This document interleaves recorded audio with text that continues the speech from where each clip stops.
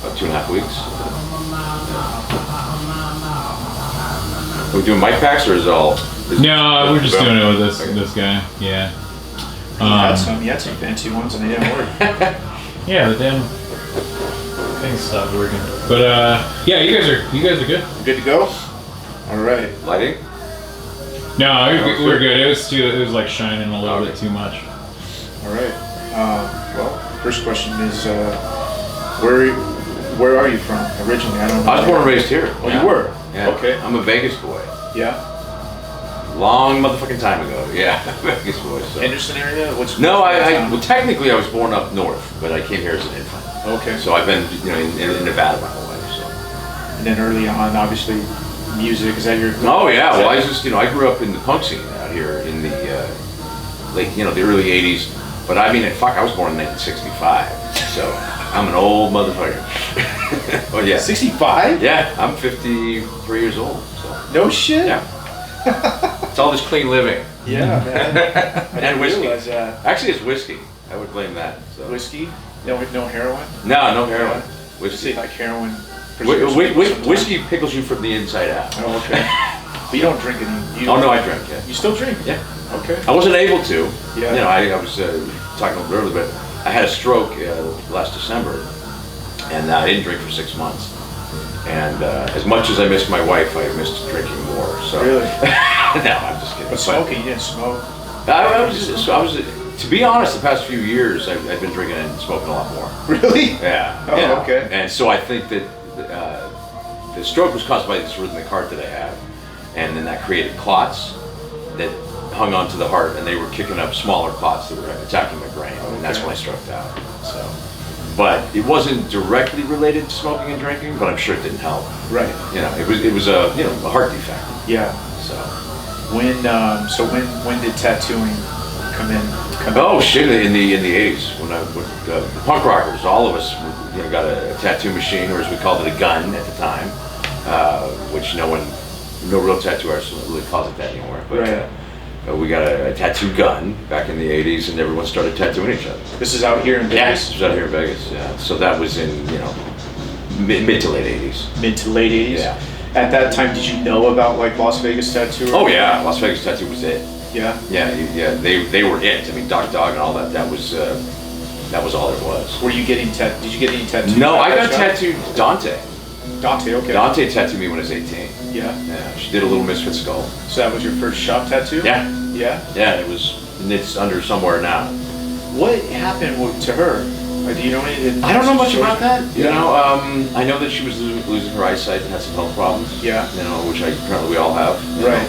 At some point, but I talked to her maybe gotta be 6 years ago, and she actually came. My band was playing at the House of Blues, and she was there, and hugs and talking and stuff. So we had a little bit of a history. We I wouldn't say we're close friends, but certainly we were friendly.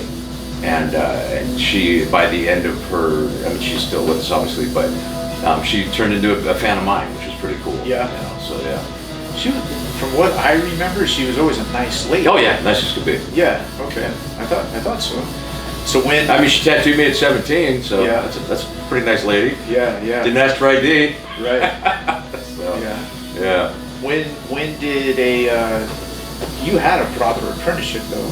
Yeah, I did that in Body Electric in Hollywood. And what year was that? When did that happen? Jeez, 90. Because that didn't happen until the 90s. That apprenticeship. So that was early 90s. Yeah. Yeah, because I wanted to get an apprenticeship out here, but and I even went to Doc's, Doc's place, not Doc's place. I had a stroke, so I will stutter a little bit. But I went to Doc's place. I went to a lot of places with portfolios, but no one was gonna let me in. They just weren't. And so, the biker element that ran this town, that's who ran this town. That was it. You're not getting in unless you were connected to them somehow. And that's just the way it was. And it was that way in a lot of cities. Right. But it certainly was that way here. Right. And I think that Dante was able to flourish because she was far enough away, from Doc, and went to them with respect.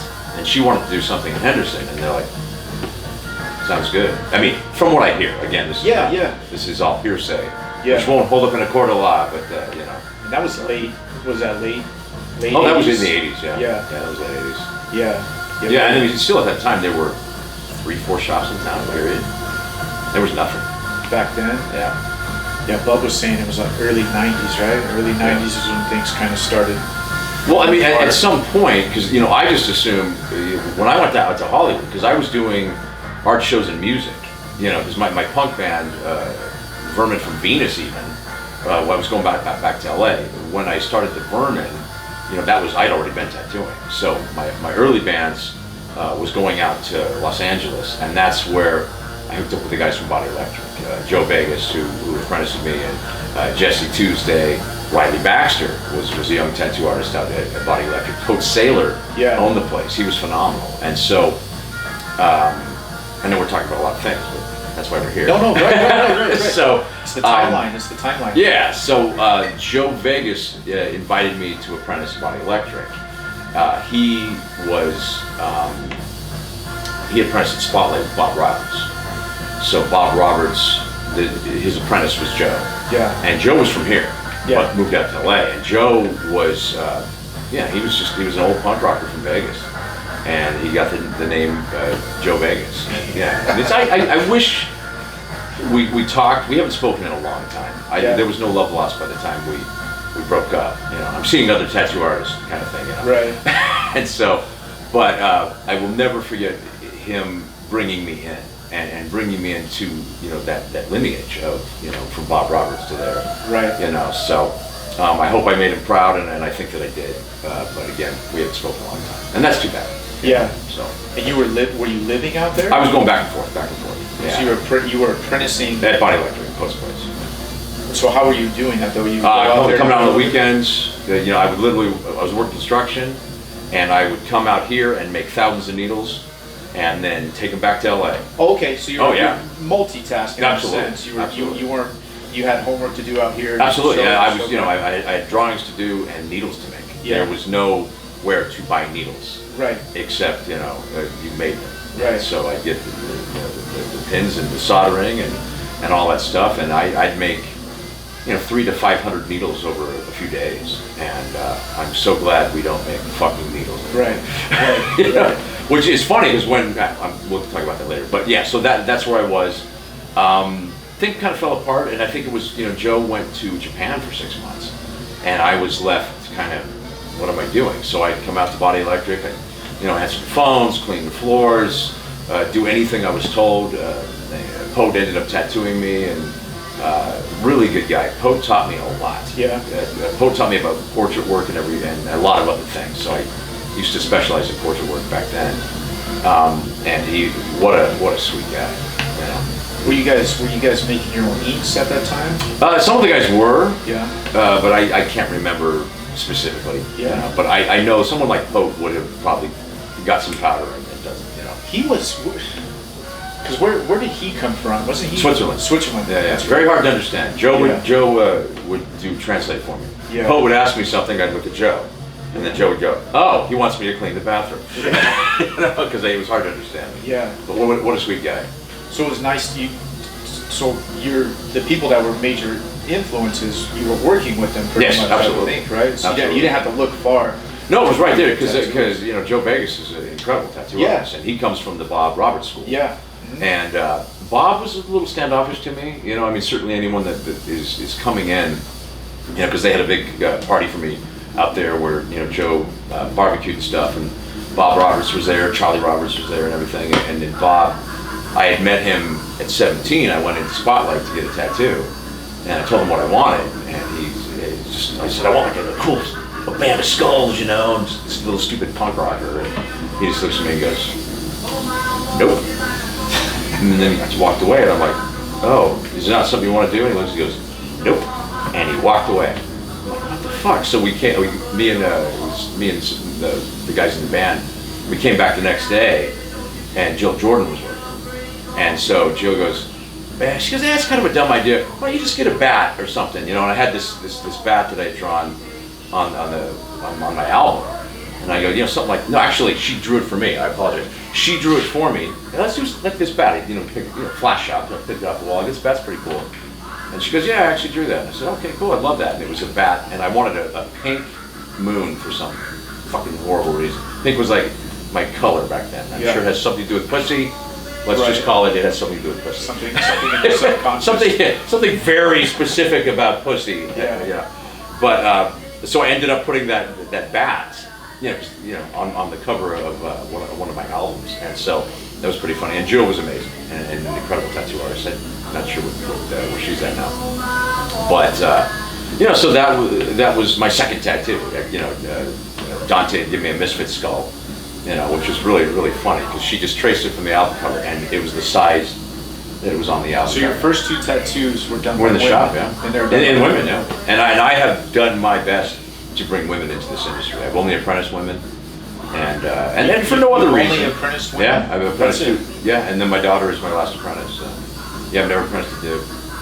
What was the lady's name that worked? She came and apprenticed after I left, and she's doing some Andrea. really nice tattoos. Andrea, yeah. She's come a long way. And then Amy, who was the last apprentice here, phenomenal. Yeah. She just turned out great. They both did really, really well. Yeah. Amy was more apprenticed by everyone. Yeah. Because at the time I was doing a horrible TV show. Right.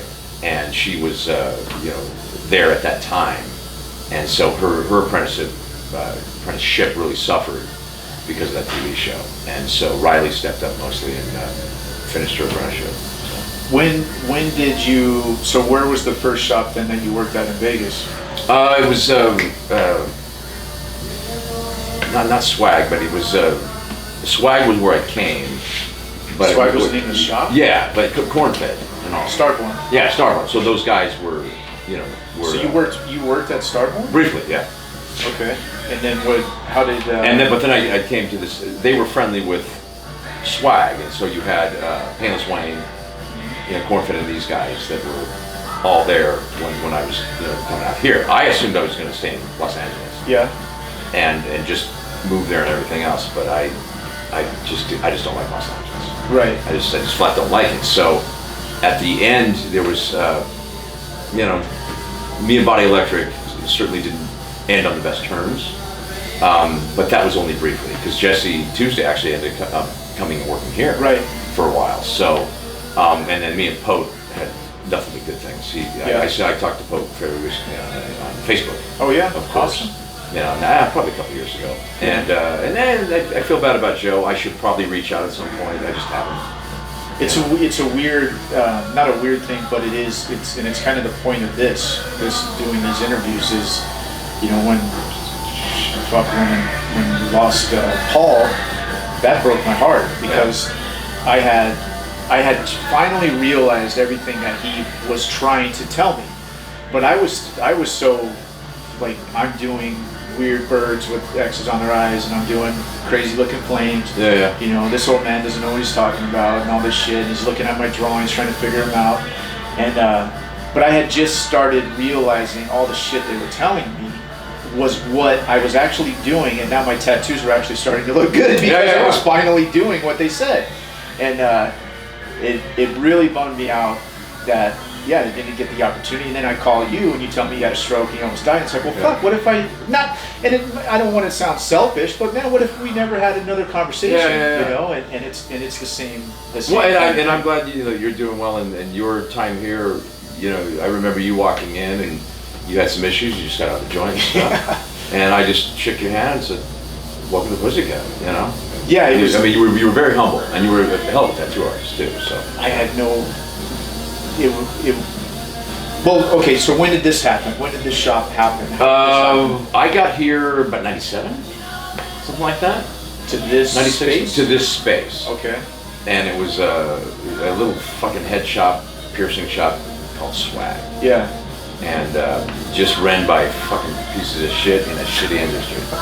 And they were just gone, and they're off, doing drugs and all the shit they did. Yeah. And they didn't have a good reputation in this town, but I was building one, and so I was the only artist right here in this room. Really? Technically, Okay. I was it. Yeah. One artist, one room, for probably about a year and a half. Yeah. And then Jimmy Link, Moto. I don't know if you remember Moto. He's back east now. They're both back east, but they were two of the first artists I hired, and then God, I'll probably forget. There's been so many artists. So you hired them when you got the shop? Before Before I okay. became Pussycat, yeah. So you were just running it as Yeah, I was well? just running it. Yeah. And it was easy to run and put money, because the owners weren't here. Yeah. And eventually I found a way to get them out of here. Yeah. And bought one out, the other one went to jail, so. And then how could, when I started here, you had a partner also, right? Kind of At the like a very silent partner, beginning, maybe? yeah, she wasn't quite that silent. Oh. But she had the other room, or the other space next door, because this is Suite 12. Suite 11, there was a photo lab. Yeah. And her and her husband, we just got friendly, and I ended up tattooing them and stuff. And then, they said, hey man, if you want to, join forces, because her photo lab wasn't doing that well. And so it was going to be piercing and tattoos. And then I had the wild idea of an art gallery. And so eventually built an art gallery called Gallery Go-Go, and that was in 98. Really? In 98, yes. Okay. Maybe it's So. just because you're always fucking with the shop that I didn't realize you had built it back then. Because I Yeah, know yeah. when you blew the wall out, right? Yeah. Well, That was in 2000. Was it already like that? Or maybe it's just No. offices It, didn't well, yeah, because it was late 90s when Pussycat became Pussycat in 1999. Okay. And then that's 20 years. Fucking crazy. 20 Yeah. years. I didn't have children. I mean, everything. My daughters have grown up here. It's kind of crazy.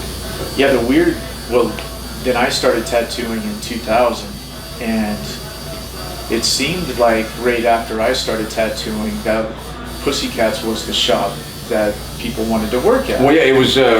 I decided, and this is directly an influence from Body Electric, because all the shops in Vegas were flash shops.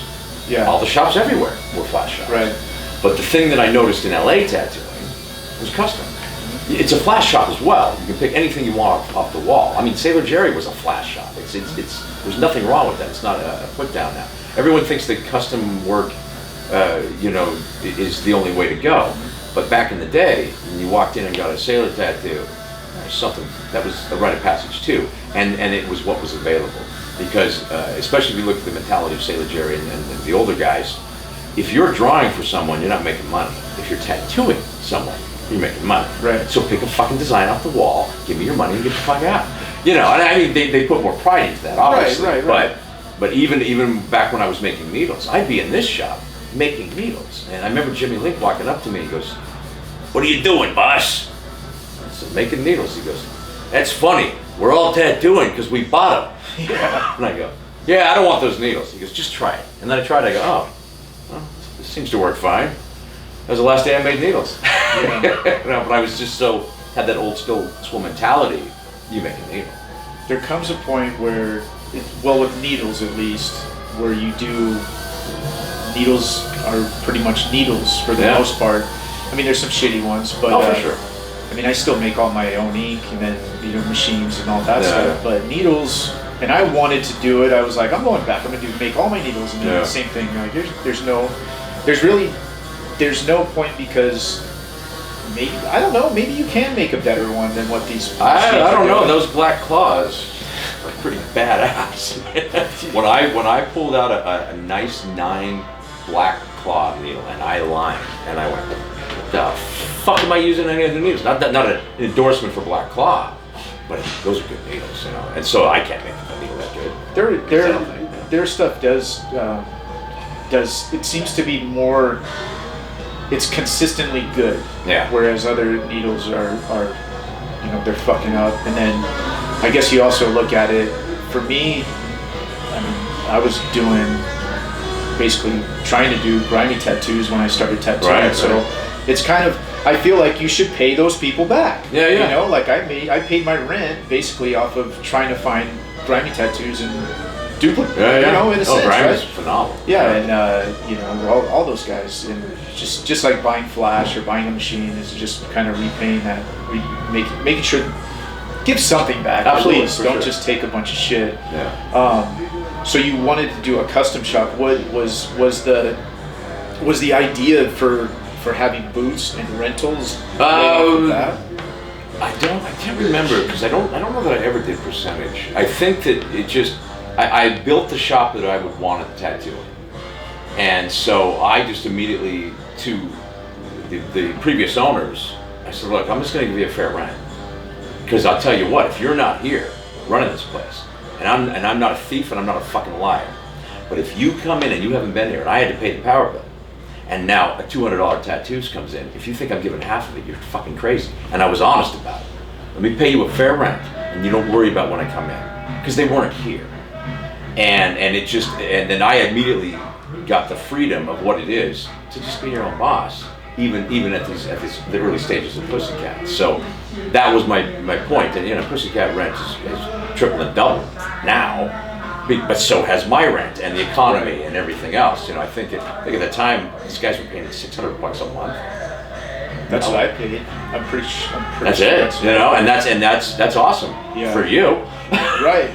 but I'm like, well, you're a shop owner. Yeah, man, this is a nice new car you got. I don't have a new car. No, you were driving that little flamed out Toyota. I still. Did you ever see that thing? Oh, I had a fucking Nissan Sentra. Okay, yeah. Fucking 88 Nissan Sentra with fucking hot rod flames. Yeah. It thought it was a fucking old goddamn Chevy Mustang. It really did. It did. I told it was a Chevy Mustang. So, that. They weren't super awesome flames either, from what I can remember. No, they were good. Were they? They were rattle can, but I'll tell you, I did a good job. Yeah. In fact, it was shocking when that car finally blew up, and it was destined to fucking blow up. Yeah.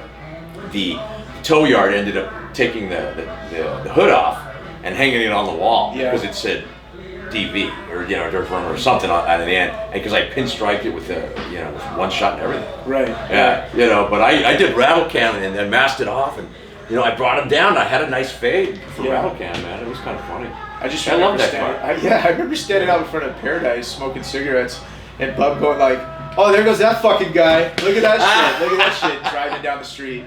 Oh, I got so much shit for that. And I the best thing about that car was the air conditioning. Yeah. Oh God, it's a little too cold in here. Let me turn it down. That's the best AC I've ever had in my life. What did you get after that? What car was it? Like a fucking. Was it like a family car or something? No, I got a little sedan.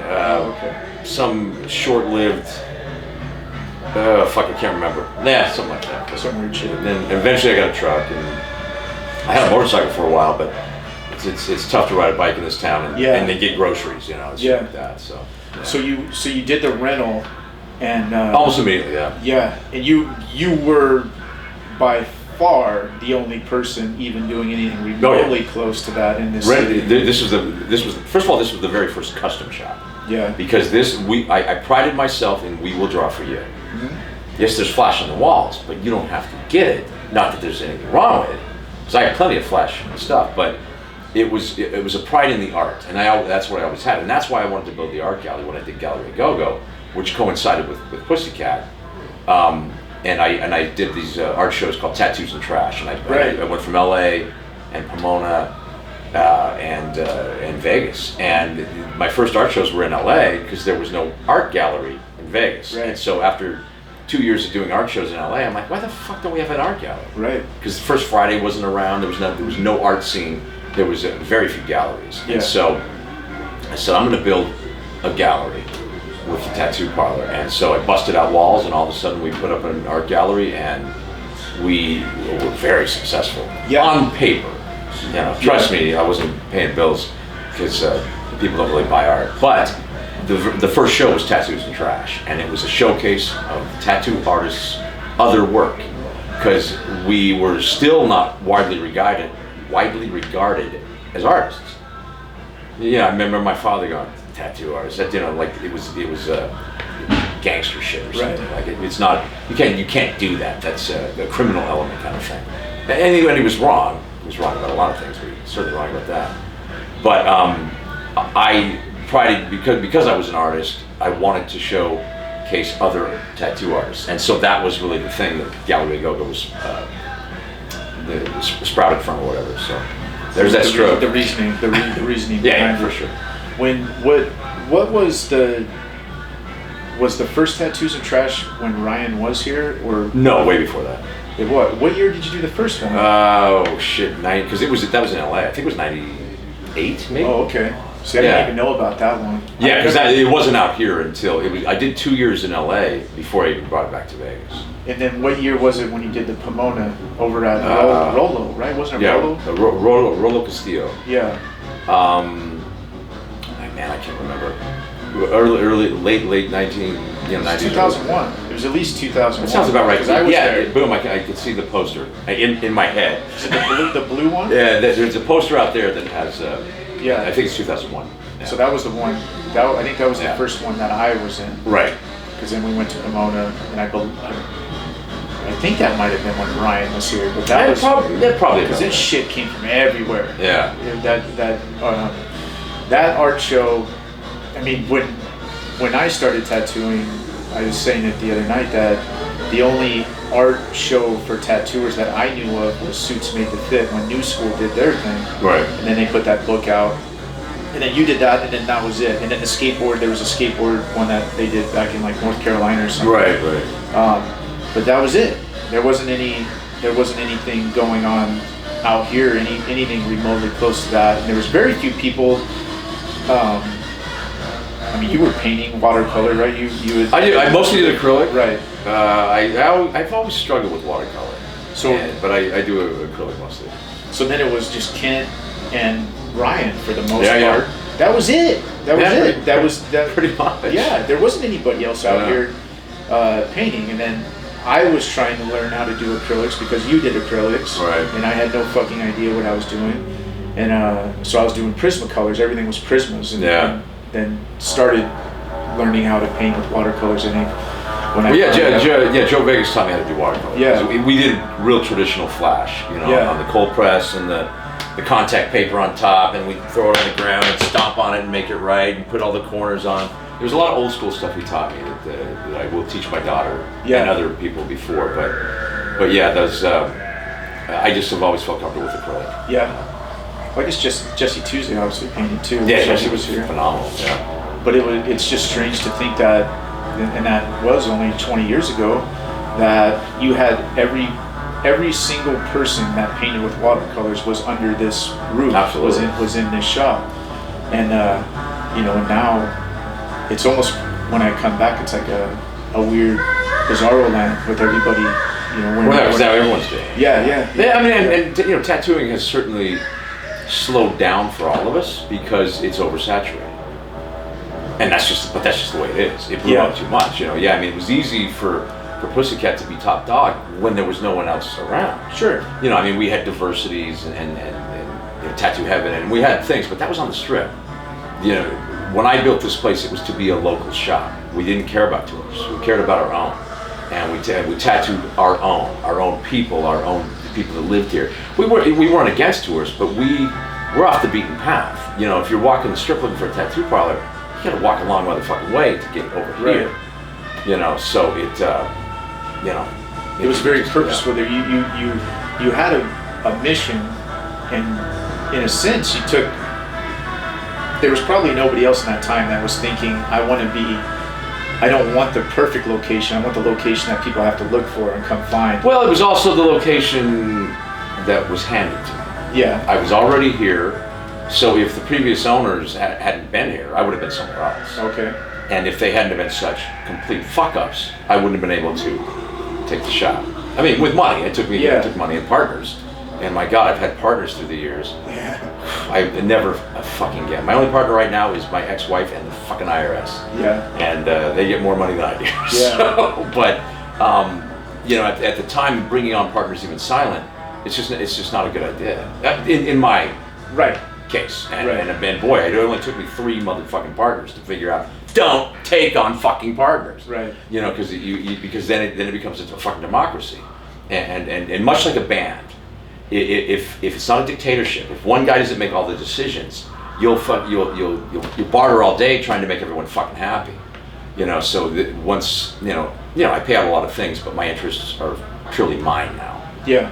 But I still give a fair rent and let these guys come and go as they please, and it's a great shop to work in. 20 years after the fact. Yeah. You're absolutely right. That's the best way to put it, with the dictatorship, because Yeah. I mean, a nice dictator. Well, yeah. I'm not Hitler, but I'm certainly Mussolini. No, But people will play sides, right? They'll Yeah, play of course, sides. of And course. when you're not here, then hey man, Well, yeah, and then they'll it- make you feel the best. This Yeah, other and then piece of shit. it becomes good cop, bad cop because I've never been partners with a tattoo artist. I've only been partners with people who had more money than I did. I'm like, well, if you invest in this money, we'll do T-shirts. You'll get paid back. I Yeah. promise. And then I'm like, I'm not gonna pay you back that much. Yeah. So how about I give you this much a month and you just get the fuck out of my shop? Yeah. And then they eventually did. Yeah. But I paid for the shop 3 motherfucking times. And I paid good money for the shop 3 motherfucking times buying out partners. Yeah. And so after I paid this last partner off, fuck you, go away. And we haven't spoken since we ended our contract. Yeah. You know, so fuck that guy. He's You not a weren't- tattoo artist. You weren't. I don't obviously need an exact amount, but it's not like you came from money, No, right? God, no. So when you did Yeah. this, you weren't ever thinking about making the most money you could possibly make. Well, we all made more money 10 to 15 years ago, didn't we? Well, sure. Plus, I in a didn't have sense. children and Right. a lot of things. Yeah. But I was also tattooing 7 days a week. I remember at one point I didn't take a day off for 3 to 4 months. And even to this day, I'm still here every other day. I'm not tattooing every day, but back then I was, and I was doing 2 and 3 tattoos a day. Yeah. You can make a pile of money there, but you spend a pile of money. So I paid for everything here out of pocket. I can't do that anymore. You know, there's no between, you know, child support, IRS payments, and Right. bankruptcy. I did take care of bankruptcy after that fucking TV show ended. That just about wiped me out. If I hadn't declared Chapter 13, I would have lost this place. Really? And then that's the legacy. We can talk about that later. But Yeah, yeah. absolutely. So Oh, we're getting to it. Yeah. Yeah, it's coming. But there's very few owners that you can really say that about, to where you weren't just trying to make money. You weren't just trying to get as Well, many people in here. yeah, as I you think could. for me because even owning a shop, I was still a young tattoo artist. You know, I hadn't been in even 10 years. Yeah. You know, I was still young, so I still was treating myself like an employee, and I do that today. Right, right. 20 years owning this place, I just think if someone calls me boss, I'm very uncomfortable. Right. Now, this is Yeah. my boss. I go, hey, we work together. Right. Even though I can fire you, we do it. You know what I mean? Right. But because we're equals, Mhm. and I've never felt that any artist here. I mean, you know, people go, man, you're the best artist in town. I go, I'm not even the best artist in my shop. Best artist, you know, when people give you praise because you have some notoriety. Right. But I always say that, I go, I'm not even the best artist in my shop. Yeah. You know, and I believe that for a fucking fact. You know? You always were very beyond fair and beyond good. I don't even know what the right word is for making sure that we were all taken care of. Absolutely. Making sure that, I mean, you talk more than all of us combined probably, but you never, everything that you did, I feel like you were really pushing the shop as a whole. Nothing was Absolutely. ever about you. No. It was always, but you did a lot of things. You took a lot of things on your own that we probably should have helped you out with a lot. Yeah. You for know, sure. I mean, I'd come in early and you'd be here already earlier cleaning the shop. Yeah. Never Oh, I asking still do anybody. that. Yeah, never asking anybody to mop. Never asking anybody to clean. And I mean, you more than led by example. I appreciate and you, with that kind of environment, I don't ever remember you getting mad. And we had some fucking characters in here Oh, too, yeah. that you could have easily been mad And about. there were moments that you know that maybe you weren't privy to, but I've only had to fire a few guys. Yeah, But most of them not in anger. yeah, You know, because I always tell people, man, I'll hire you on a handshake, but you're gonna leave on a handshake. You know, it's just pay your rent, treat your fucking Show people. up, That's all you gotta fucking do. Right. And some people can't handle that freedom. right. A lot of artists have left here because they needed structure. You know, well, what time should I come in? I go, I don't give a fuck, whatever you want. Well, should I be here by 10? I don't give a fuck. Come in when you have appointments, because this has been such an appointment-only shop for so long. Make your appointments. If you want to catch a walk-in, it's always first in, first skin. If you're the first here, if a guy walks in, he's yours. Yeah, And you know, and just very, very simple. And it's so easy to work here. right. I'm shocked anyone leaves. Right. Well, They make go. it too easy. Sometimes you make it too easy for people. That's true, and I've had them leave because they needed more structure. Yeah. Or they're going to open up their own shop. Right. Which this became a training ground for shop owners. Right. They're just like, well, thanks for everything you taught me. I'm going to do a little bit things different, but thanks for teaching me. I'll see you later. Right. Now I'm your competition, and with a smile. Someone like Buddy especially. That guy has showed me more respect when he left than any other tattoo artist who's left, because a lot of tattoo artists, when they leave, they give you most of the story. I think I'm just going to concentrate on my art for a while, maybe go out to California, and then you're like, yeah, I just heard so-and-so open up a shop. I go, yeah, I heard that too. That's not the story I was given, Right. And it's just kind of funny. When all you have to be is straight with it. Right. Going up my own shop, cool. Right. Good luck to you. That was, and I asked Buddy that last night, and about being an owner now. So what would you do differently, or how would you feel? I don't remember exactly how we phrased it, but he was like, yeah, I feel like a dick for that. Like with Dirk, I went there, I tattooed, I built up my clientele, and then I left and I opened up a shop. And it's like, well, right. Yeah. But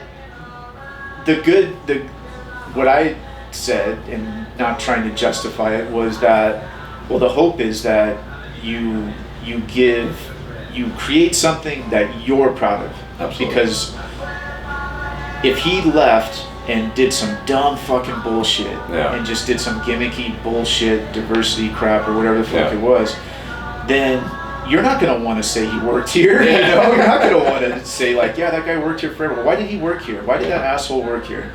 So you hope that people appreciate what you're doing. I mean,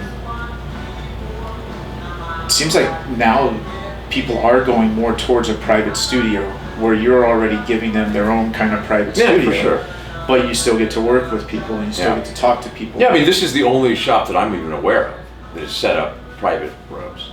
And we're talking 8 private rooms. You shut the door, the space is yours. And you decorate it how you want. We're sitting in Ray J's room right now, which, it's ironic that this is the room I started in. But Ray J's been here a long time. Yeah. And Ray J has no interest in opening his own tattoo. Yeah. And not that it's been a struggle, but it has been a struggle. I fought with the city. I fought with the art gallery. I had to have different licensing and stuff. I've been threatened to be closed down many times because of licensing and all those kind of things that, because of me being here this long, I used to have to go up to the board the city and the county every 2 years to fight for my variance. Like the conditional use? Yeah. Oh, really? And so, because it was called something different from a zone variance, but that's what it was. Yeah. To be zoned for tattoo and piercing on this block. And so, finally, after 10 years or more, after me coming in every 2 years, I counseled the guys, can we just let him just, he's obviously an asset to the community, because I was doing an art gallery and everything else. So I would stand up to the city council and I'd be like, I feel I'm an asset for the community, because I had one council member say, if I had my way, we'd shut all tattoo parlors down. Right. Well, how the fuck am I supposed to fight against that and ask for my licensing when you want to vote no, period? And so this guy said, can we just let this man run his business? And he said, we're going to grant it. And so they granted this corner the variance. The zone, they put it so we're zoned for here. So anything that ever comes after this, they can tattoo. Yeah. And fortunately, we're on just this side of the ghetto, so there ain't gonna be any other tattoo parlors around here. They might show up over there towards the university, but the only thing over there is crack addicts and fucking whores and drug use and all that. No offense, but that's the fucking neighborhood. Also, it's awful. Yeah. So we've been kind of bulletproof in the fact that we haven't been fucked with in the fucking neighborhood that we're in. Right. Because this place got motherfucking ghetto. Yeah. But it got ghetto years ago. Right. But they don't mess with us, so that's kind of nice. It was. We had some good encounters with people even when I was here. To say the least, but that's Vegas though. I think when you grow up here and you're used to it, you see it all the time, and then you go to like Redlands where I live, and you see, there's literally the 10 freeways that divide, so you don't see this kind of shit. You don't see this at all. the stuff that is in Redlands is so minor that you bring people out here, like even just driving my wife around on like Twain or over by the mall. And it's awful. She's like, really? I go, this is what I'm trying to tell you guys. Yeah. This is a fucked up place, and people. I mean, there's the beautiful stuff that everybody gets to see, right? And then there's everything 2 blocks, you know, whichever direction off the strip, where people are literally weathering away. Yeah. You know, they're It's a show. It's a harsh environment, especially Yeah. if you're homeless and stuff. And it's, Yeah, it's man. tough. But I don't know why any homeless people would go No. to Frisco. Yeah. I mean, that's Go to the where beach. most of them are. Yeah. Go to the. But what do you Go do to the in beach. Vegas? You definitely We got go to months here that will California. kill you. Yeah. Literally kill you, and you'll die because of the weather. Right. Why the fuck would you come to Vegas? Right. But they're here, and boy, they are here. Yeah. You know, and they're creeping in. You know, I live Las Vegas Boulevard in Pebble, so they're even with the complex. I mean, they're starting to creep in there. You'll see them at the 7-Eleven right across, and they're there. But this neighborhood is just bad. They're repaving our streets, which is nice. Yeah. We're gonna have nice, beautiful streets for them to shit on, Right. because that's what they're gonna fucking do. Yeah. So. Yeah, it's a crazy thing. It's a crazy problem or whatever you want to call it. And there's really no answer. There's people that run around in circles and, you know, getting into the politics and all that of you don't see a solution. Yeah. So, and it sucks, but you know, whatever it is. But we what it is. digress. Yeah, it is what it is. Yeah. So you had the art gallery, and then you had the art gallery. Yeah, I did the art gallery till 2005. And then why did you stop that? I was just going broke. Yeah. You know, because I do these art shows, I'd make these posters. Right. And those posters would run me just about $1,000. Yeah. Give or Posters, take. shirts, everything. I do everything. Yeah. And that was all out of pocket. And that was me tattooing motherfucking butterflies to pay for the poster I just handed you. Right. That I'm begging for $50. Well, can you give me 40? That kind of thing. Or they were gifted to the artist or things like that. But it was a special time. And I do theme shows that people would paint for. You know, a pirate show. You got to do a pirate painting. That's what it is. And I'd invite only 20 artists or whatever it is. It was such a unique time. But at the end of it, I couldn't justify that space because I owned the art scene here for just a couple of years. It was mine. And then First Friday came in. And all of a sudden, the artists were like, well, we have an art showing this weekend, so we can't be in your art gallery. I'm like, what the fuck is First Friday? You know, and these were friends of mine that started First Friday. And I go, oh, you taking you taking Gallery Go-Go, huh? Just turning it downtown? You know, and I was like, yeah, that's fine. And I actually did shows out there and stuff, but I just saw people's reluctance to come here anymore when the mayor said, now we have an art scene. Right. And so, and then was offering these guys galleries and stuff. So, you know, much like Pussycat was the first this, Gallery Go-Go was the first that. Right. And that was, Right. you know, and people don't often know that. They'll know it when my book comes out. Right. I'm setting a lot of records straight on that motherfucker. When that happens, and you, not necessarily like you didn't get credit for it, because again, Oh, I got credit at the time for sure. I mean, I was a media darling, man. They wrote about me every week. So. Well, I'm saying for what is going on now. Yeah, for when now. you see murals on walls and shit like Yeah. that didn't exist Yeah. back then at all. Not at all. Sure. Nobody gave a shit about. I mean, I'm probably wrong, but the Double Down was about the only place really where there was like punk rock music going on. Yeah, no, that was it. I mean, other bars and things would try it, you know, because obviously. Kinda. Yeah, the Huntridge, yeah, and you know, because I did. I started playing music out here in the '80s, and we're talking, you know, mid '80s, 84, 85, 86. You know, coming in, I put my first record out in 1987. You know, and I put my last record out last year. So, Yeah. you know, I didn't stop. And so the Double Down, I think it's 27 years old. And I was the very first, or in the very first band that played Double Down, period. Really? I was the first guy that hit an open E on the stage Really? at Double Down. Yeah. Wow. I had a band called God Boy. We opened for Man or Astro Man, kind of a fun surf band. That was the very first show at the Double Down. And so me and my band, that was the very first moment that punk rock had been played at the Double Down. Now, not a lot of people know that. They don't really need to. I played the Double Down every year since it's been there, so I don't really need to go, hey, remember me, because I'm playing there next week. You know what I mean? So it's just always been around. But do you feel like you could have? I don't know if it, like financially or, again, I never knew you to be driven by money. Oh God, no. But you could have.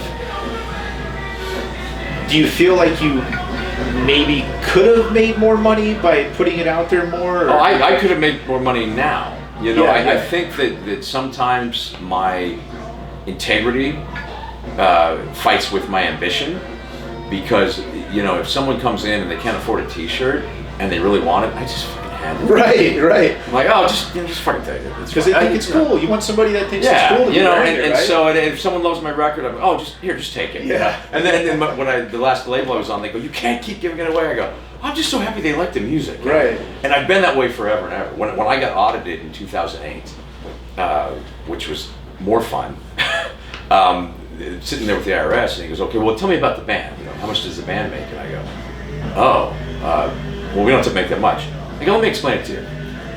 There's 3 guys in the band. The club pays us $100. We don't pay for drinks. So the drummer's always poor, and he has the hardest job because he has to have a truck and bring his drums. So he gets 60. Me and the bass player take 20. I tip out the bartender 10, and then I hit Del Taco on the way home. Right. Did you want me to declare that? Right. And he starts laughing. He goes, all right, checks off the band. And he goes, what about CD sales? And I go, no, I don't know. I don't have any CD sales because no one's ever paid for a Vermin CD. I go, I don't know anyone who's ever bought it. So I just handed it to him. And the guy goes, this is probably why you're in this problem. I said, oh yeah. Right. Because I run all my businesses that way. Right.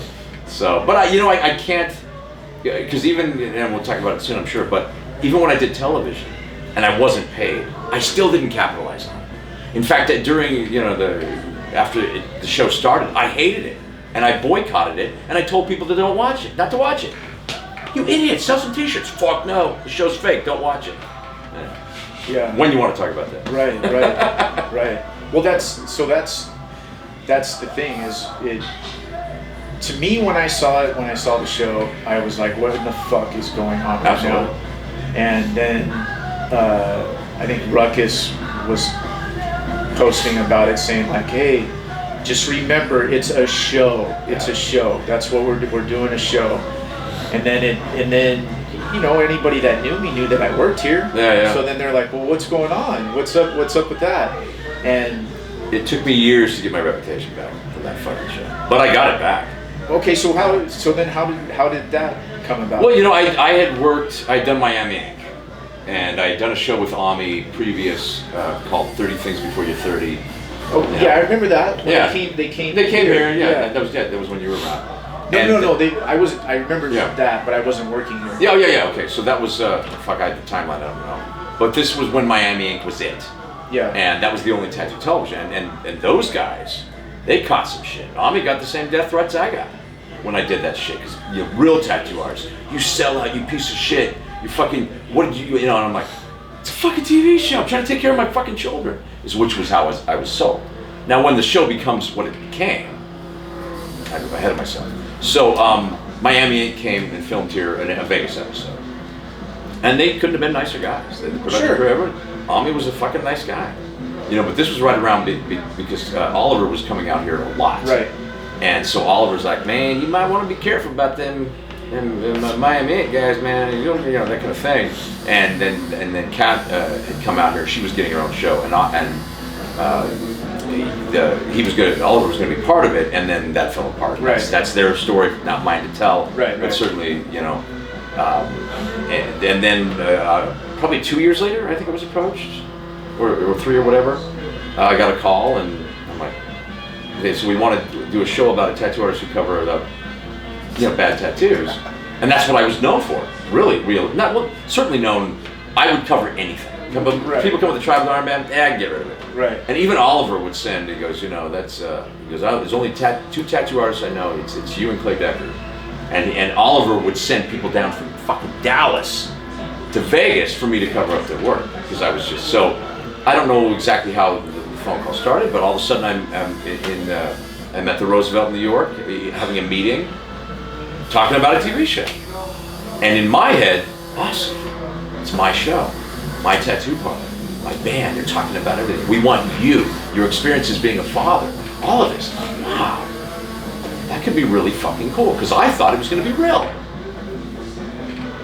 And what year is this though? What year? This is 2012.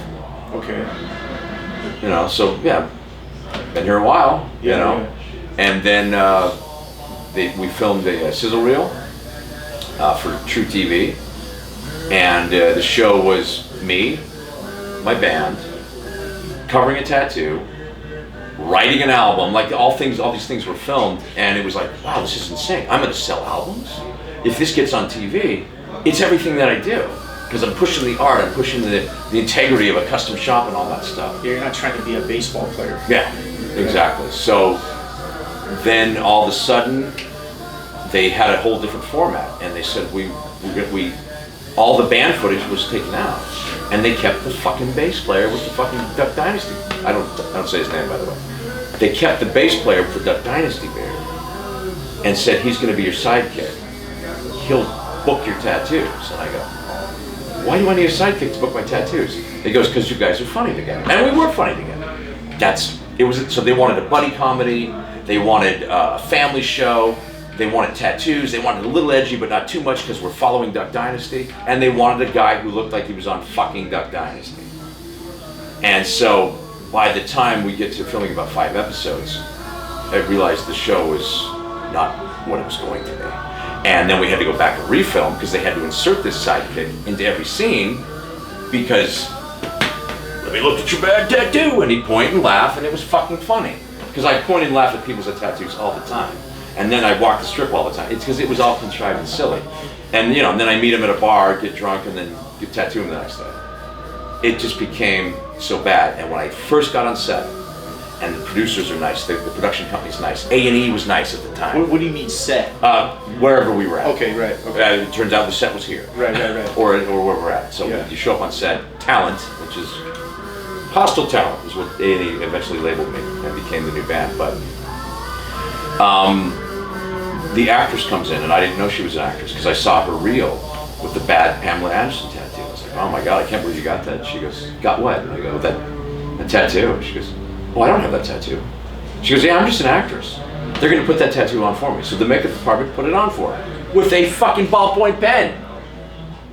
And I'm like, I see the producer, I go, what's going on? He goes, oh, no, he goes, you just we're not really going to tattoo or cover a tattoo. This is just for the pilot episode. This shows the network what it's going to be. And I go, oh, man, I don't feel good about this. Meanwhile, there's 3 cameramen, a sound guy, a producer, the network, everything. Everybody's here waiting for me. I'm like, to start acting, because it was just acting. And I go, oh, okay, so, because we actually filmed out of order. I filmed me in the shop, and then we went to the location where I met her, so she could be put on a bikini, because she was hot, and had that body, because they're selling Vegas, they're selling sex. And that's fine. Again, I still, in my stupid head, think this is going to be a good thing. And then the second guy comes in, the second storyline, and he had a tattoo that said, will you marry me? And I'm like, let me get this, do you have that tattoo? He goes, oh no, he goes, I'm an actor from New York. I'm like, what the fuck is going on here? Now Riley ended up tattooing, a real tattoo, over a pretend fake tattoo where they're looking at camera angles and fudging it, and the tattoo that the makeup department did looks so fake. But I'm like, okay. I had to talk to Riley. I go, dude, this isn't the show. So did Riley do it as you? No. Riley, the shop. You know, so Riley did the tattoo, and then I did the tattoo. So both of us, because the idea was to promote the shop. Okay, so Riley was actually on camera. Yeah. It wasn't like. Yeah, I tried, and I actually got everyone on camera. Oh, okay. At some point, because I wanted to promote them. I thought you meant they were pretending that it was you tattooing. No. He got to do the meet and greet, and he was great on camera and everything else. Sure. You know, and gung ho, and everyone was like, okay, but we were all hesitant, and the producer said, this will never air. It'll never air. And I go, okay. So then all of a sudden, the series got picked up. I'm like, holy fucking shit, this is it. So these are supposed to be pilots. This was a sizzle reel to go to pilot. A sizzle reel is a 10 to 15 minute show that shows the network what the show can be. Okay. It has a fake opening and just, you know, it's what the show will be at some point. It's like a business. Riley, how are you, man? We were just talking about you. So, but it's not ever going to air outside of the network. So that's what I was like, whew. All right, so now it's the first episode we're going to film. And an actor comes in with no tattoo. And I looked at my producer, I go, what the fuck? And he just goes, I'm so sorry, it's just, I mean, we'll do this really well. I won't ask you this again. Lies, lies, lies. By the time we're on the 5th episode, every other tattoo was fucking fake. Are you under contract? Yes. Oh yeah, I'm under a contract that if I don't film, I can be sued. And that's when the threat started. That's when my lawyer was talking to their lawyer, and they said, if Dirk doesn't film, it's violation of this section of his contract. That's $150,000 we can sue him for. And I'm no victim here, by the way. I did it. You know, I'm not even going to pretend like poor me, because I'm no fucking victim. But I was victimized by an industry I didn't know yet. Sure. And I didn't know that, because I tell the truth, I didn't know that someone can look you directly in my eye, and lie to you, and just have that be okay. Yeah. Yeah. I didn't know that till the president. Yeah. There you go. It's just how they deal with exactly. each other. They just Yeah. go bullshit. Yeah, because it's all bullshit. It's all, you know. And so, by the end of season 1, and then the sidekick, just everything, I hated it all. So did that break you guys up? You and Oh, we weren't as close friends as he would have liked us to be. But what broke us up was his fucking ego, and him going behind my back to producers in New York, pitching his own fucking show, and they're actually saying to him, "Does Dirk know you're here?" And he goes, "Well, I just and then he goes, they go, "Huh." Then I got a call from the producer in New York. Did you know Ruckus had a meeting at A&E today? I go, what the fuck? I confronted him. That was it. Yeah, we're done. And then his ego just got out of control. You know, it's like, fuck you, man. And then I said, I will end this motherfucker. I will end it. And I would look in camera, so we'd be filming a scene. And I goes, oh, look at that Mickey Mouse tattoo. That looks real. Dirk, can you try that again? Look at that Mickey Mouse tattoo. That looks real. And I look right in the camera. And he goes, can we get a take without the sarcasm? I go, A&E, fire me. Fucking fire me. Fire me already. Because all the footage goes back to A&E. All of it. Everything that I did went back there. So they could fire you. Well, they could see it. But they could also see I wanted to be fired. But Right. it was making money. Right. So they labeled me hostile talent. That's a term in the industry. Because you're called talent on the set. But I was called hostile talent. You know, which I'm like, fuck yeah. That'd be a good punk name. It became the name for the band. Anyway. And how far into that? So how long did that last before you actually started kind of, I need to get out of this? By the second episode, I wanted out. But then, then I was getting recognized and all that. But I was being recognized and apologizing at the same time. First time I got recognized, it was in Mandalay Bay. And this guy goes, "Oh my God, we cut your show last night. You're amazing. Oh, can I get a picture? Absolutely." He hugs me. Hey guys. And I was still dressed the part. I still had the wife beater and the fucking fedora, which you'll never see me in again, ever. And he puts his arm around me. He goes, "So how come all the tattoos you cover are fake?" And I went, and my heart sank. And I remember because the first episode aired, and it was the sizzle reel. They had made it into a pilot. Yeah. And I went, fuck. I watched in 24 fucking minutes my entire reputation destroyed. Right. And now the phone calls were coming in. Hey, you piece of shit, you cover fake tattoos? The fucking emails are coming in. Hey, you piece of shit. A&E's website. Hey, you piece of shit, fucking fake ass mother. And I'm like, so I had to go on, and I was devastated. Right.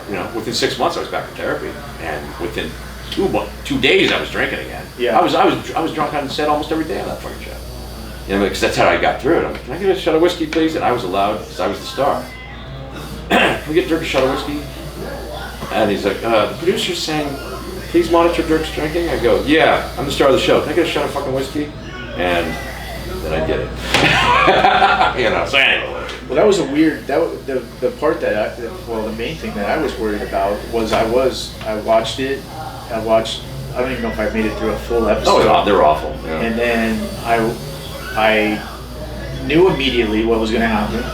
Because I had worked over at 6 Feet Under when Corey was filming at the end of LA Inc. and all that, and it was the same thing where you go in and they take a picture of you because in case they have to go back to that scene or Right. whatever, then you Oh, do yeah, the yeah. same thing and all that shit. That's why I wore the same thing in every episode.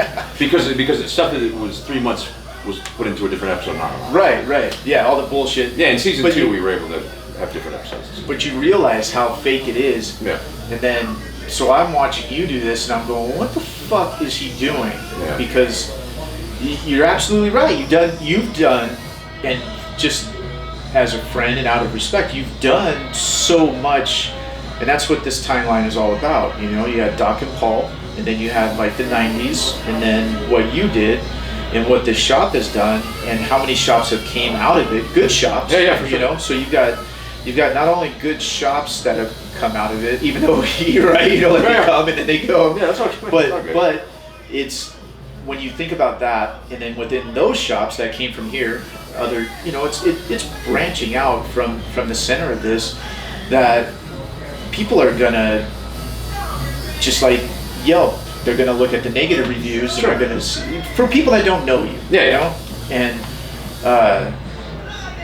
I again just thought it was goofy, but It was. you didn't want it to erase all of the good, all of the Well, years. It took me a while, you know, having said that, because I was devastated. And when that show ended, finally, when they finally fucking fired me, and I'm like, fucking fired me. I don't want this anymore. It was so much work. Because with all the negative, I tattooed my ass off on that show. And I wasn't paid for one tattoo in season 1.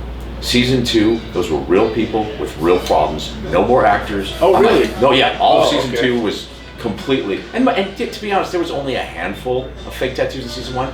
But that's still a fucking lie. Right. I don't even care about the fact that we're in a place that we weren't supposed to be, and that everything, all that was scripted. I cared about the fact that that tattoo wasn't there, and this is my reputation, motherfucker. And so, season 2, I helped real people. That's where I met my wife. She had a tattoo, and all the stories were real. There was no more scripting. Oh, really? Because I was good at improv. You could just put me in a scene, and I could talk and be that guy. Here I am. Yeah. I'm working. I have that ability to be an actor. Right. And boy, that was acting. Let me tell you, I had to act that I liked the sidekick. That was fun. Right. But so then I'm like, okay, this is what the show can be. Now we just need to get rid of the dog and the sidekick, and then I can have my fucking show.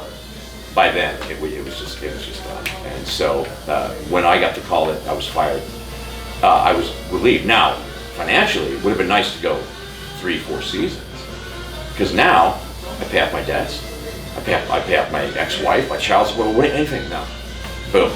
2 years after that show ended, I'm in bankruptcy. 2 years after that show ended, I'm drinking more. I stopped working out. I hated it. I'm back in therapy. Was this your second bankruptcy? No. you only No, had bankruptcies carry on very long. Okay. I thought you only, okay. Yeah, no.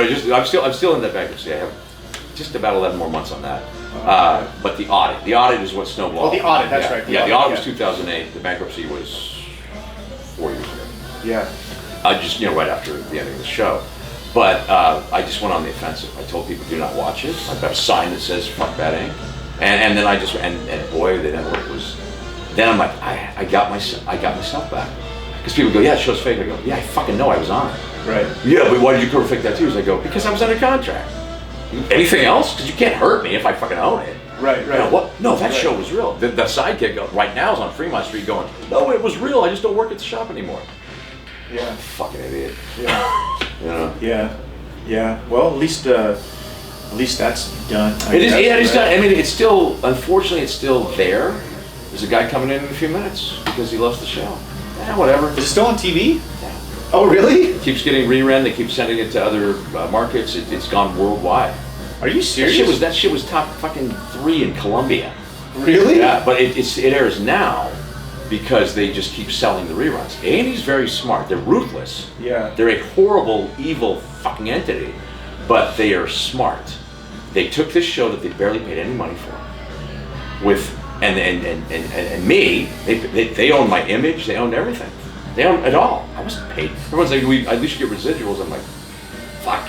The cameraman made triple my salary. It's embarrassing what I was paid. In fact, what I was paid is enough to put me in bankruptcy because I couldn't work. For 2 years, I did nothing but that show. Okay. For $2,500 an episode, give me a fucking break. That's poverty. Yeah. Poverty level. Yeah. So then that was obviously your first experience, and I mean, And my last. Yeah, you Won't do wouldn't that do again. it. You wouldn't do it. No, You no. want to do it. It's not worth it. And I think that. And becoming hostile talent, the offers stopped. I got tons of offers after, but I demanded, I want money. I said, I want money up front. I want a signing bonus. I learned all these technical things. Right. Phone meeting with Netflix. I go, I want a $50,000 signing bonus. And the guy said, well, we don't really do that. And then my new producer, who was also a piece of shit, said, why 50,000? I go, oh, because that's what I owe the IRS. So I'm just gonna pay that off and then film a pilot again. And then I wash my hands of it. What's that? Just feel a little bit better. Yeah, At exactly. least get something. Yeah, but now, but the anger fueled things. Unfortunately, stress and the financial stress of the financial ruin that I was in, and then not feeling like I'd sold myself out, my industry out. I felt like that. Now, no one feels that way about me anymore, which is nice. And thank you for this. It's like a chance to Yeah. voice. But I got my reputation back. Everything's fine, and just because I owned it and all that stuff. But I think that if you look at the timeline from that to my stroke, it's a straight motherfucking line. I guarantee, because I didn't have a heart with me in 2003 or 2013. Yeah. But I got one in 2015. Yeah. And then the stroke. Now this is all I found this out after, but the added stress, the smoking and drinking, just combating every problem in my life with whiskey, which I still do. Yeah. But it works better now because it's in moderation. Yeah. Well, that's good. Yeah. That's good. Yeah, I can have a shot or two and I'm fine. It used to be, well, fuck yeah, I want another shot. Well, Yeah. But my heart won't let me drink that hard anymore. I'm just glad I can have a cold beer at the end of the day. Yeah. So. Well, it's good. It's good that you were able to recover from that all the way around, mentally and physically. For sure. And the shop's still here. Yeah, I mean, the stroke was the best thing. I mean, it was the worst thing that's ever happened to me, but it was the best thing for my health. Yeah. Because, boom, I haven't gotten a chance to work out yet, but I will, but my heart can actually start taking it now. But, I dropped down. I dropped 25 pounds just because I couldn't move. And I had to keep my heart rate below 100 at all times, or the clot would disappear and kill me. Yeah, because they said that it's like a time bomb. Think it, you got a time bomb in your heart. If that thing leaves, it will fucking kill you. And if it doesn't kill you, it's an aneurysm, or a heart attack, or a complete stroke that you won't recover from. So maybe don't drink and eat right. I said, Yeah. You got it. Yeah. And yeah. I did. So How much, not to do like the internet thing, but when I came, you were out all the time. We were all out, right? Sure, we sure. We were all out, and Bub was talking about that, how that was like the social media of the time. Going Yeah. to bars, meeting people, Absolutely, doing all yeah. that. And getting, people knew you. They knew a story. They were able to be face to face with you Yeah. and do all that instead of social media. Does the shop as a whole, do you think it's benefiting from it? Is it making social media? Or social media or is it still?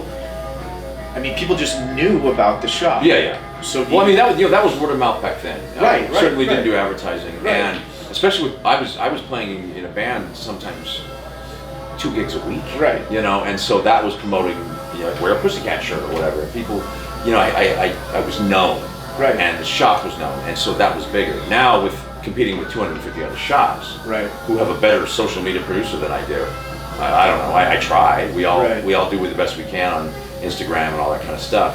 But fortunately, with me and Rogerio and Riley and Ray J, we're so established, and we have such old clientele who have friends who are all, you know what I mean? So everyone stays pretty busy, even with the clientele we have.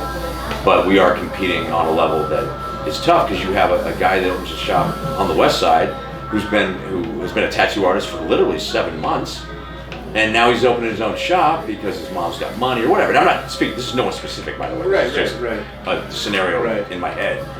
But it's way too easy to open up a tattoo parlor these days. But it's also way too easy to close that motherfucker down.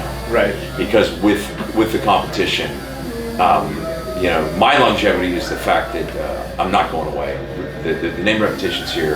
The shop runs itself. If I'm not here during the week, the guys are fun. Right. And that's the only reason. If I had to be here every day, which I ironically am, but when I was out for 6 months, beginning of this year, when I had that stroke, I wasn't here. I was sitting on my fucking couch thinking I was dying, and I was. And on crutches. Fuck, I was on crutches eventually. I'd come into the shop just trying to do paperwork, and my wife's trying to do everything she can. It was just awful, but the shop's just staying. Yeah. I'm still here. Yeah, you probably have with you, Ray J, Rogerio, Riley, I don't know who else did it, but with that group, more. There's probably not any other shops that have that many people that have been tattooing 15 to 20 years. Oh, sure. Right? I wouldn't. Oh, yeah. I mean, Mo's been tattooing now for probably 30 something years. Yeah. And he's 50. I think he said he's 58. He's still working at night, working the night shift. Absolutely. But I think that says something too. To have that many people here, and Roger's been here for over 10 years, right? Roger's been here probably close to 15. And then Ray J's been here about the same. Yeah, maybe just a little bit. Yeah, maybe 13. And Riley's probably about there as well. Yeah. But then we got Bob Simmons, who's a badass, and Amanda Hoffman, Steve Thompson. We're just getting Buddy O'Shannon's coming. Oh, Buddy's coming. Buddy's coming. Yeah. Really? I've been trying to get Buddy in here for 15 years. When's he coming over here? He's coming over August 1st. Is that right? Yeah. Wow. So we're a powerhouse again. Yeah. So it's great. Buddy was and Ron Gonzalez, who does amazing black and white work. Yeah. Stuff. So yeah. I remember when Bundy, actually that painting that's out in the yeah.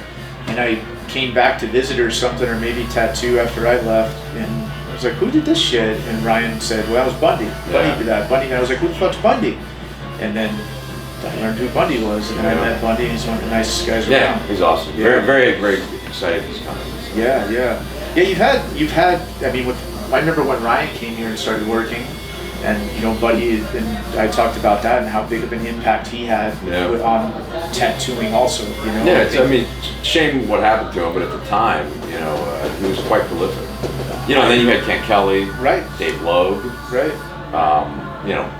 Buddy, of course. Just probably people I'm forgetting, of course. But, Yeah, I was saying with Ryan, I think that he was as or more talented than anybody probably that's ever worked in Vegas.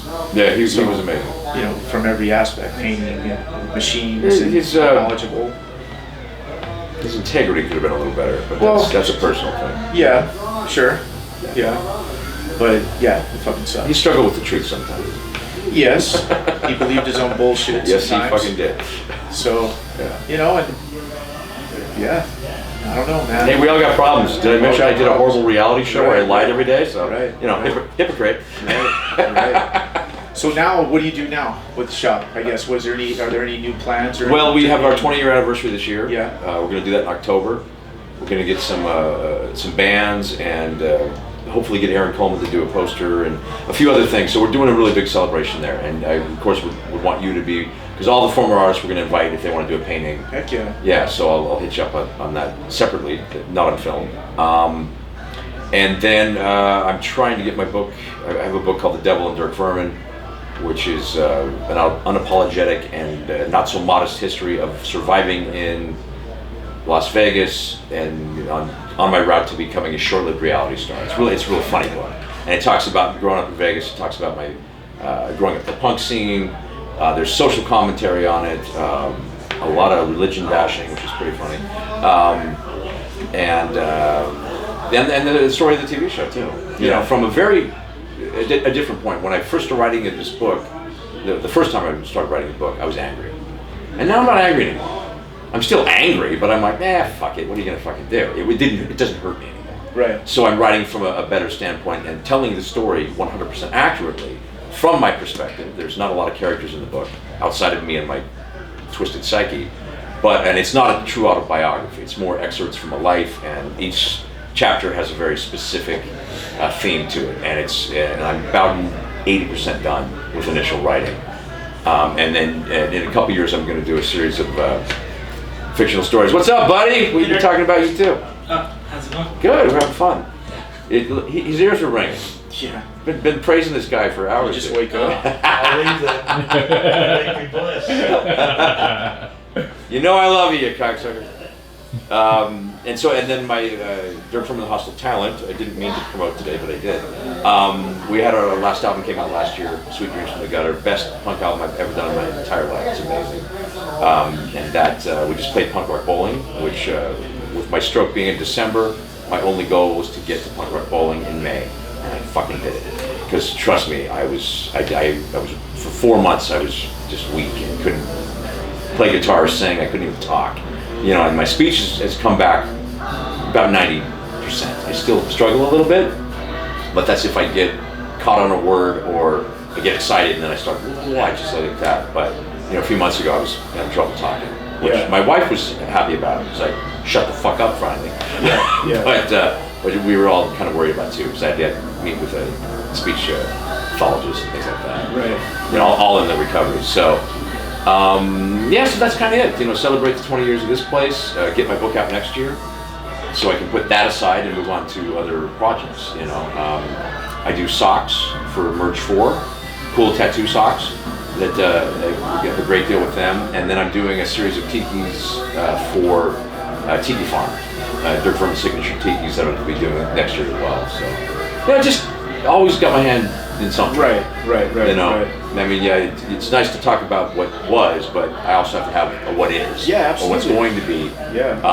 Because well, a lot of people get on the TV shows too, and that's what their career is based off of, and that's what they continue to hang up big ink master banners. Yeah, you'll notice they don't say of. all it says. The only time that bad ink is mentioned, because I don't say that word, is the sign which you have to take a picture of that says "fuck A&E's bad ink," as seen on TV with a little devil holding a bag of money. That's it, and then that shows that it's humorous now. Sure. You know, and so, I mean, not that you're asking, but if I have any regrets, obviously that's the only one.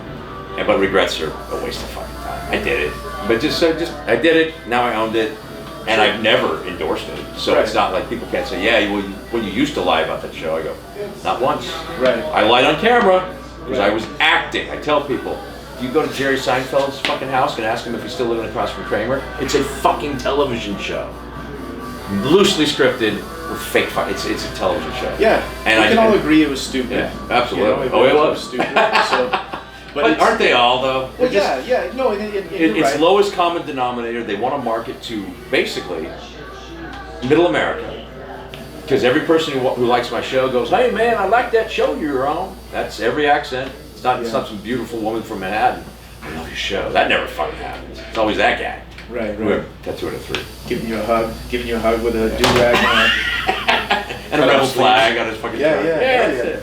Whatever. Thanks for watching, or don't, because that didn't make me money, but whatever. Yeah. You know. Well, it's good.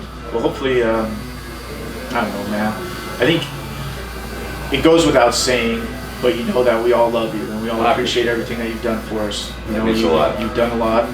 And you know, so the stupid show is just a stupid show. It's a stupid show. Yeah, you've. I mean, whether I don't think that you let things get to you, but well, I say to people, I go, television's something I did, not who I am. It's nothing to do with that. And it's certainly history now. Yeah, and it's worth laughing at. Yeah. If you want to watch it and laugh, be my guest, but don't think you're watching a documentary. Right. Okay, trust me, that shit was, it's written by a writer in fucking New York, so. Well, there's a lot of good dudes that'll co-sign for you, so I think that's the most important thing. You know, no matter what. And in the end, I think that's what that's the most. That I think is what we should all strive for. Is when well, I mean, die, and you even doing this is amazing. I mean, this hasn't been done before. No one talks about. The history of Vegas tattooing or nobody knows. Nobody knows. Yeah. I mean, there's probably, there's going to be people that. There's probably tattooers that, if they're gonna try to hate on Pussycat and what it's done, is like, well, yeah, but that fucking idiot did that stupid tattoo show, or those old guys don't do that, or they suck. Yeah, we don't do stipple and watercolor. Sorry. Yeah. So they're always gonna look for a reason to, well.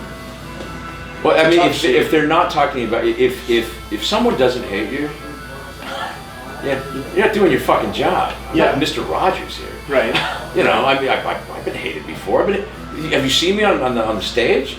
People fucking, I'm an asshole. But that's also an act. Because in real life I'm not. Right. I'm not really on stage. It's more tongue in cheek and fun. And I bust balls. That's what I fucking But you're an do. entertainer. Yeah. And that's part of what I was talking about Mo earlier is when I started tattooing Mo, everybody knew Mo. Yeah. And it's because Mo he's like a character. Yeah, for and sure. Not in the most respectful way. Oh yeah, for sure. He's Mo. He's Mo. Like you could make a movie and have somebody act like Mo, and it would be great, right? Exactly. And you know, you're Dirk. You have your way of doing things, and I mean, I'd sit here and when you were at this station, and I'd sit here and listen to the shit that you were saying. We'd sit in here and laugh because, well, you'd hear the same kind of story for a little while and switch. Oh, and I can tell a story. Yeah. But all my stories are real, which is So it's tattooing some blonde naked in there and shit. You know, you guys probably heard that too. Right. You know, Right. it's just So one shot. it's something for people. I was naked, by the way, not her. We were both naked. If people see this or whoever sees it, maybe nobody will ever watch it, but maybe someday people will. Who knows? They'll do a search for you or whatever, and then something like this will pop up, and at least listen to what's being said, and then understand that this is also being done on all of these reality shows. Right. So then hopefully. Oh, of people course, can yes. see I think that people are realizing that now. Hopefully. And so, well, I mean, they still come in and think it's a doctor. We were looking for you on the strip. Yeah. Fucker, man. It's Just with their tattoos hanging out, waiting for you to come I up said, and my poke God, that on was a the long shoulder. time ago. Yeah. Can we, People look at can't the get by it fucking. though. They can't go beyond that. Nah, and people They see it. people live their lives, and that's what's so important. Not important, but for me, cathartic about writing that motherfucking book. Yeah. And I'm not just letting the TV show go and exposing it. This is my whole life. Right. There's many chapters that are in there where I talk about everything, and so for me, it's putting a final stamp on the first 50 years of my life, putting it aside, and now what am I going to do for the next 15? Right. It ain't gonna be 50, but you know, not with my heart. Yeah. If I get another 10, fuck yeah. You know. And there's so many layers to it. So you can't, some people want to be like the punk rock dude. They want to be a tattooer. They want to do this. They want to live. Most of them can't even live a chapter of that book. Yeah. Maybe a couple It's pages. it's staggering what I've done. Right. And when I put it on paper, I'm like, Jesus Christ, I'm impressive. No, not that. But just also look at all I've done, because I did the Betty Page comics in the early '90s. I did these Betty Page comics. I have them. I have them. Yeah, those are rare as can be. They sell for about $100 a piece. But that got me into the art scene. That got me into tattooing.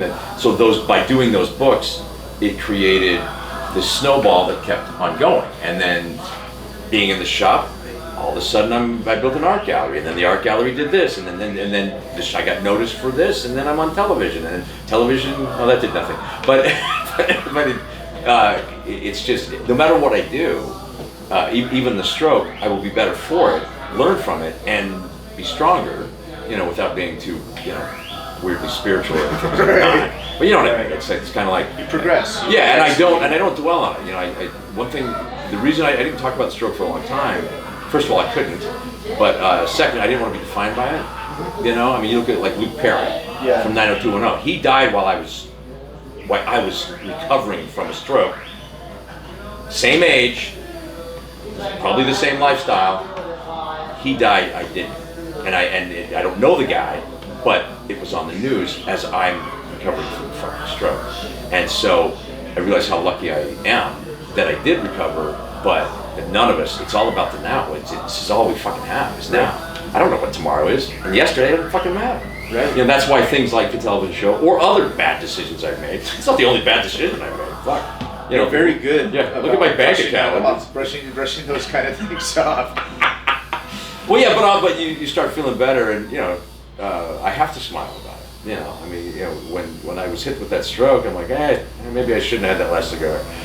Yeah, but I'm glad I did. It sure was delicious. Or I guess that's what it is, huh? You've always done things with a smile. Yeah. To where it's like, well, what are you mad about? Like, I wasn't mean. I wasn't being mean. I was just being me. I wasn't trying to hurt you. I know. I actually fucked your sister. I probably shouldn't have said it on stage. But Right. Yeah. Like, no, you, that guy, you did. Well, all right, man. Well, I think, that about does A pleasure, it. my Thank brother. you. I appreciate it. It's awesome. I covered everything that I had. Yeah.